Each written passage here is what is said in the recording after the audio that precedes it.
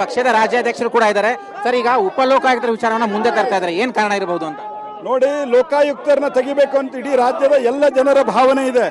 ಆದರೆ ದುರ್ದೈವದಿಂದ ಯಾವಾಗ ಲೋಕಾಯುಕ್ತರವನ್ನು ತೆಗೆದುಹಾಕಬೇಕು ಅನ್ನುವಂಥದ್ದಕ್ಕೆ ಒಂದು ವೇಗ ಸಿಕ್ಕಾಗ ಲೋಕಾಯುಕ್ತರ ಜೊತೆಗೆ ಹೊಂದಾಣಿಕೆ ಇರುವುದಿದೆ.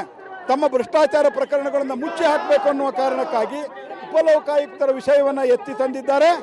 ಇದನ್ನ ಜನ ಸಹಿಸುವುದಿಲ್ಲ, ಜನ ತಕ್ಕ ಪಾಠ ಕಲಿಸ್ತಾರೆ. ಯಾವುದೇ ಇವತ್ತು ಇಡೀ ಲೋಕಾಯುಕ್ತ ವ್ಯವಸ್ಥೆಯನ್ನ ಅಸಕ್ತ ಮಾಡುವಂತಹ ಒಂದು ಪ್ರಯತ್ನ ನಡೀತಾ ಇದೆ. ಇದರ ಜೊತೆಗೆ ನಮ್ಮ ಪ್ರಮುಖವಾದ ಬೇಡಿಕೆ ಆಂಜನೇಯ ರಾಜೀನಾಮೆ ಕೊಡಬೇಕು. ಸರ್, ಈಗ ಈಶ್ವರಪ್ಪನವರಿಗೆ ಬೆದರಿಕೆ ಕರೆ ಬಂದಿದೆ ಅನ್ನುವಂಥ ಮಾಹಿತಿ ಇದೆ, ನಿಮ್ ಗಮನಕ್ಕೆ ತಂದಿದ್ದಾರೆ ಅವರು? ನನ್ನ ಗಮನಕ್ಕೆ ತಂದಿದ್ದಾರೆ. ನಾವು ಅದನ್ನ ಸರ್ಕಾರ ಮತ್ತು ಏನು ಕೇಂದ್ರ ಸರ್ಕಾರದ ಗಮನಕ್ಕೂ ತರ್ತೇವೆ.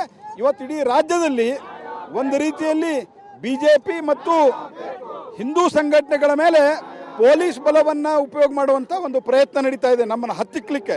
ಹಾಸನದಲ್ಲಿ ಒಂದು ಜ್ವಲಂತ ಉದಾಹರಣೆ, ನಮ್ಮ ನಗರ ಅಧ್ಯಕ್ಷನ ಬಂಧಿಸಬೇಕು ಅಂತ ಕಳೆದ 8-10 ದಿವಸದಿಂದ ಅವರ ಮನೆಯಲ್ಲಿ ದಿವಸ ಹೋಗಿ ಇವತ್ತು ಪೊಲೀಸರು ಬೂಟುಗಾಲಿನಿಂದ ಒಳಗಡೆ ಹೋಗಿ ಈ ರೀತಿಯೆಲ್ಲ ಅನ್ಯಾಯ ಮಾಡ್ತಾ ಇದ್ದಾರೆ.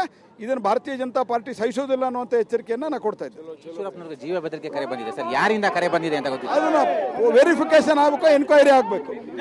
ಎಷ್ಟು ವ್ಯಕ್ತಿಗಳು ಕರೆ ಮಾಡಿದ್ರು ಸರ್?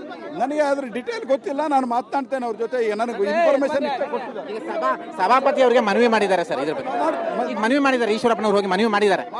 ಸಭಾಪತಿಗಳು ಸರ್ಕಾರಕ್ಕೆ ನಿರ್ದೇಶನವನ್ನು ಕೊಡ್ತಾರೆ ಅಂತ ನಾವು ಅಂದ್ಕೊಂಡಿದ್ದೆ.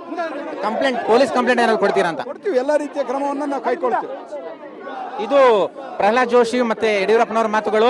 ಒಟ್ಟಾರೆಯಾಗಿ ರಾಜ್ಯ ಸರ್ಕಾರದ ವೈಫಲ್ಯಗಳನ್ನು ಖಂಡಿಸಿ ಇವತ್ತು ಮುತ್ತಿಗೆ ಹಾಕ್ತಾ ಇದ್ದಾರೆ. ಪ್ರಮುಖವಾಗಿ ಸಚಿವ ಆಂಜನೇಯ ಅವರ ರಾಜೀನಾಮೆಗೆ ಆಗ್ರಹಿಸಿ ಪ್ರತಿಭಟನೆ ಮಾಡ್ತಿದ್ದಾರೆ. ಅದರ ಜೊತೆಗೆ ಟಿಪ್ಪು ಜಯಂತಿ, ಅದರ ಬೆನ್ನಲ್ಲಾದ ಗಲಭೆ ಪ್ರಕರಣಗಳನ್ನ ಮುಂದಿಟ್ಟುಕೊಂಡು ಈ ಮುತ್ತಿಗೆ ಕಾರ್ಯಕ್ರಮ ಮಾಡ್ತಾ ಇದ್ದಾರೆ. ಕ್ಯಾಮರಾಮನ್ ನವೀನ್ ಹಾವೇರಿ ಜೊತೆ ಮಸೂದ್ ದೊಡ್ಡಬಗ್ಲು, ಸುವರ್ಣ ನ್ಯೂಸ್.